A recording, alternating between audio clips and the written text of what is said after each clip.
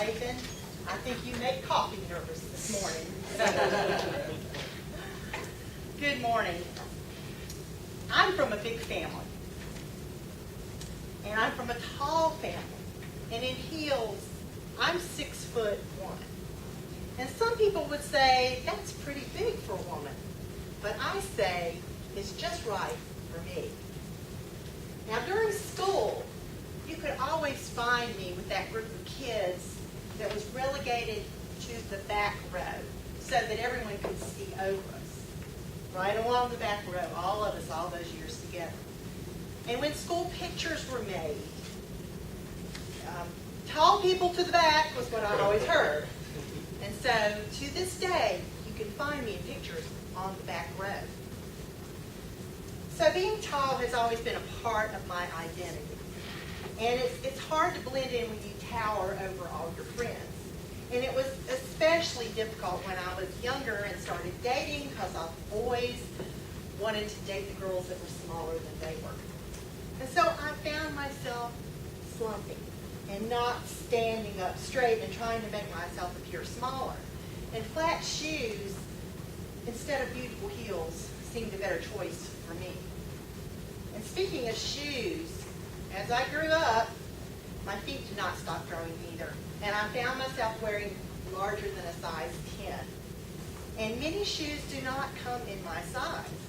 And so that made me know that I was not average. I was not average anything.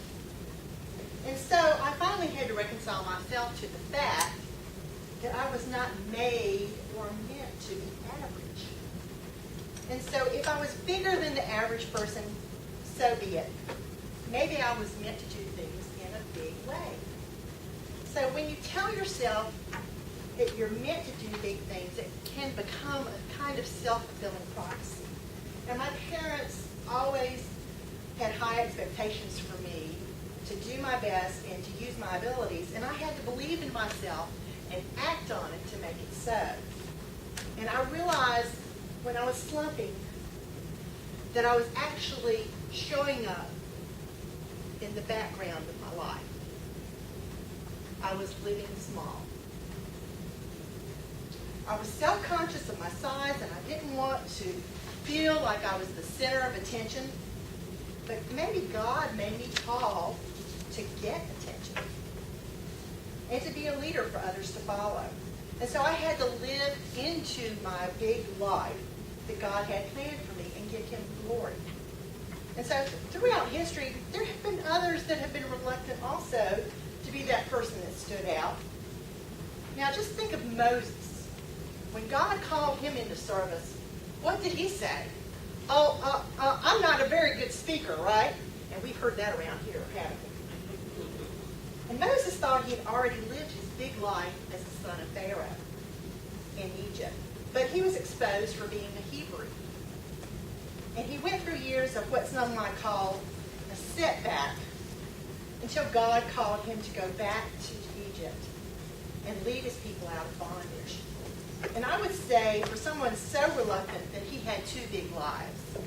One as a royal and the second in releasing his people. And so like Moses, I'm on my second big life. Once I was afraid to live into my full potential, but now I have a new mission and a purpose as a life coach. With Nicole Greer, as a matter of fact. And she helped me find a new purpose in my passion, which is my love for people. And so after a long marriage, then the surprise setback of a divorce, I found myself reeling and retreating into distrust and losing my self-confidence. I was living a life that was getting smaller by the minute. But after working with Nicole, I realized that God was not through with me yet. And there would be purpose in the pain. And God could use any situation and anybody for His honor and glory. So I started to stand a little taller and give it all to God. And I asked Him to make my way straight and bring Christians alongside me to help me in my journey. And He brought me the blessing of Toastmasters here, and I'm so grateful for that. And to help me to be a better speaker And he brought my 3 children and other Christian friends alongside of me to help support me when I didn't know if I had the strength to stand. So now I'm going to stand up straight and own my height and live my life in the big way that God intends. And he has a way of making even shrinking violets straighten up when giving them a drink of refreshing water. And so I invite you to drink in the refreshing point of view of seeing yourself through God's eyes. Be renewed by living a bigger life in integrity with your purpose. If you're meant to live a big life, why not embrace it?